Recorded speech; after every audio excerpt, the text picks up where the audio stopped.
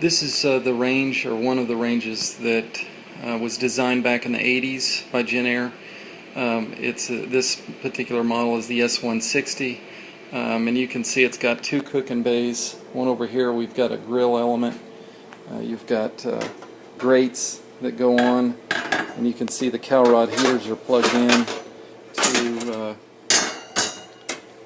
if I pull this out, you can see the terminals on the end, and there's the, let me get a shot of that.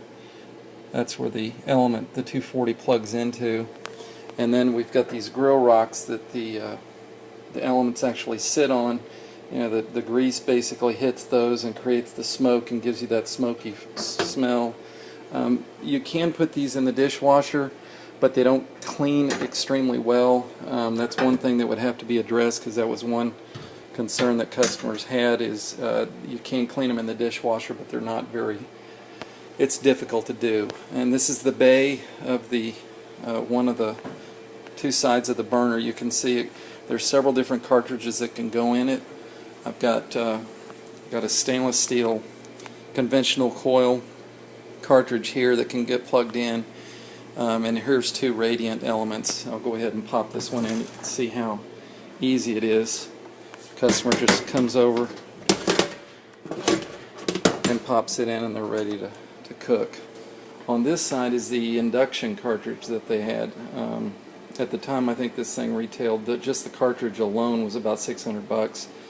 But you would turn it on high, and granted, if we were to put anything on there, it would start. You know, it's starting to beep now because we don't have any magnetic element on there. But the controls are actually toggle switches on the left and right hand side for the front and left burner. When you do your grilling on either side, the grease is actually pulled out, or comes out of a hole. I don't think I showed that earlier.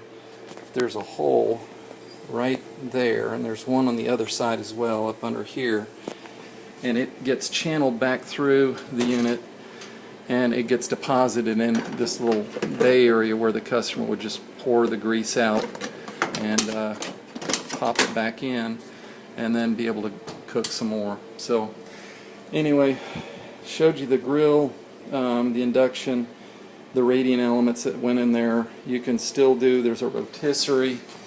Here's just parts of the rotisserie with a little motor that revolved the rotisserie around. There's a deep fryer. There's also a griddle for pancakes and breakfast kind of stuff. They had a wok. You can do woks. You could, I'm sure there's a way of being able to put some type of smoker unit on that as well. So anyway, I thought I'd try to take some pictures of what the concept, that modular concept that is virtually lost now in the appliance industry, and hopefully we'll be able to bring it back.